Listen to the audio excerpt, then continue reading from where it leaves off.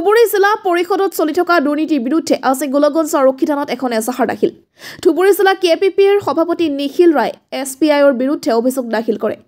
SPIজনক তদন্তৰ আওতাত অনাৰ লগতে আঁচনিৰ বিৰুদ্ধে এক উচিত তদন্ত কৰাৰ বাবে গোলকগঞ্জ আৰক্ষী থানাত এজাহাৰ দাখিল কৰে। উল্লেখ্য আছে কেছ নম্বৰ 490147 DHR 40/2024/48 DTD 13/11/24 অধীনৰ ৰাজ্যিক তথ্য আয়োগৰ নিৰ্দেশ মৰ্মে ধুবুৰী জিলা পৰিষদৰ পৰা নিখিল ৰায় কিছুমান তথ্য যোগান ধৰে।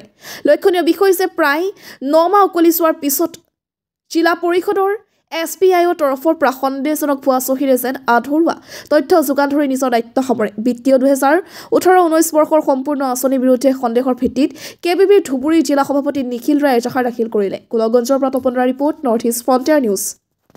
হয়, আমাৰ ধুবুৰী জিলাৰ যিটো পঞ্চায়ত ৰাজ আছে সেই পঞ্চায়ত ৰাজটো একচুৱেলি এখন দুৰ্নীতিৰ মহাসাগৰ হিচাপে পৰিগণিত হৈছে। তাৰে জ্বলন্ত উদাহৰণ হৈছে ফিফ্থ ফাইনেন্সৰ যিটো ষ্ট্ৰীট লাইট আছে সেই ষ্ট্ৰীট লাইটবোৰ মানে যিমান কাম হৈছে সম্পূৰ্ণ কাম একদম নিম্নমানৰ হৈছে। আমি ইয়াক তদন্ত কৰি তথ্য ওলাইছোঁ। নিম্নমানৰ হোৱাৰ লগতে সেই কামখিনিত যে কোনোবা এটা টেণ্ডাৰ হৈ কোনোবা এটা ভেণ্ডৰক দিব লাগে নে টকাখিনি কাৰোবাৰ ব্যক্তিগত ভেণ্ডৰ কোনো ধৰণে তেনেকৈ হেৰি নাছিল, মানে কোনো এটা হেৰি নাছিল, ব্যক্তিগতভাৱে দি দিছে ভেণ্ডৰক। কিন্তু ডাঙৰ কথা যিটো ভেণ্ডৰ দিছে সেই ভেণ্ডৰজন হ'ল এজন মানে কি চৰকাৰী মানে ৰাইজৰ প্ৰতিনিধিৰ নিজৰ আত্মীয়ৰ ভেণ্ডৰ। কিন্তু ৰাইজৰ প্ৰতিনিধিৰ নিজৰ আত্মীয়ৰ ভেণ্ডৰক কেনেকৈ ভেণ্ডৰ এটা দিব পাৰে এটা কামৰ, সেইটো এটা কোটিটকীয়া প্ৰশ্ন। গতিকে আমি ইয়াত দেখিবলৈ আছে অকল ফিফ্থ ফাইনেন্স যিটো ষ্ট্ৰীট লাইট আছে, ষ্ট্ৰীট লাইট নহয় 15 ফাইনেন্স, এই সেই 15 ফাইনেন্সত কোটি কোটি টকা মানে আত্মসাৎ কৰাৰ আমি তথ্য ইতিমধ্যে ওলাই লৈছোঁ। আৰু এই বিষয়ত আমি যোৱা জানুৱাৰী মাহৰ 31 তাৰিখে আমি এখন RTI আবেদন কৰিছোঁ ধুবুৰী জিলা পৰিষদত।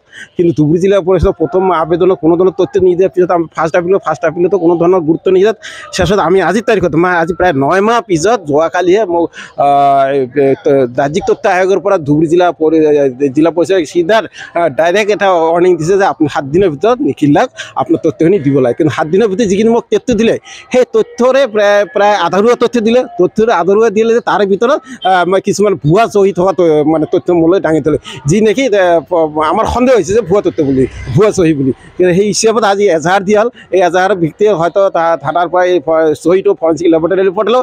যদি মিল খাই যায় তো ডাঙৰ কথা, যি মিল নাখায় তথাপিও সেইটো এটা ডাঙৰ ঘটনা হৈ যাব। ধুবুৰী জিলা পঞ্চায়ত ৰাজে এটা ইতিহাস কৰিব মানে কৰিবলৈ সক্ষম হ'ব।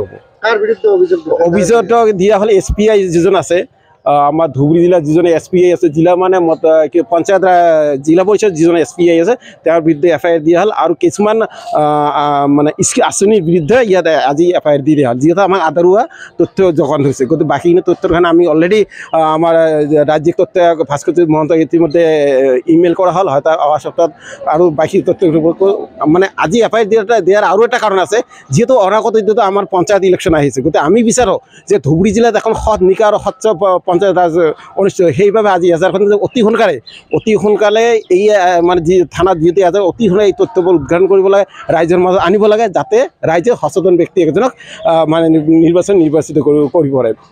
আৰু আপোনাৰ যদি মাননীয় আমাৰ জনপ্ৰিয় মুখ্যমন্ত্ৰী আহ্বান জনাইছোঁ যে ধুবুৰী জিলাত যিটো মানে দুৰ্নীতি চলি আছে পঞ্চায়তৰে, সেই দুৰ্নীতিৰ বিৰুদ্ধে আপুনি সৰব হৈ উঠক, উঠি নিজ হাতে দমন কৰক। অন্যথা অহা দিনত ধুবুৰী জিলাখন ৰসাতলে যাব। কাৰণ আপোনালোকে দিছপুৰৰ পৰা যিবোৰ আমোলা বিষয় পঠায় তাৰে বেছিভাগ আমোলা বিষয় ইয়াত অকল ধন সংগ্ৰহ কৰাত ব্যস্ত থাকে। কোনো এজন বিষয়াই নিবিচাৰে যে ধুবুৰী জিলাখন উন্নতি হওক। কাৰণ এখন জিলাৰ উন্নতি হ'বলৈ গ'লে প্ৰতিটো ডিপাৰ্টমেণ্টে মিল খাব লাগিব।